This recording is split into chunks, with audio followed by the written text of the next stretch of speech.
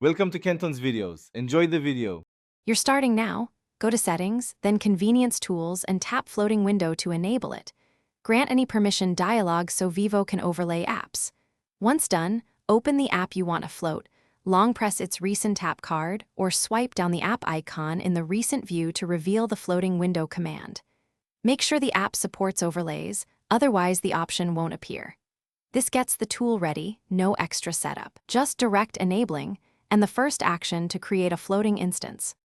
Now you'll control the floating window.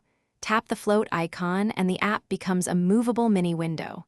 Drag from any edge to resize, and pull the title bar to reposition it so it doesn't block important UI elements. Use the built-in buttons to switch back to full screen or enter split screen.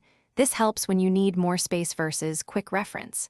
If you want multiple floats, repeat for supported apps. Then stack or move them off-screen to prioritize the active window. Finish by closing or minimizing correctly. Tap the X to close, drag the window to the bottom to minimize, or swipe it away to dismiss. Make sure the app saves its state before closing, because some apps lose progress when floated. Use the app save or draft features. If the floating window won't appear, restart the phone, then check overlay permissions. Disable battery optimizers or task killers that block background overlays. One quick fix is toggling the floating window setting off and on again.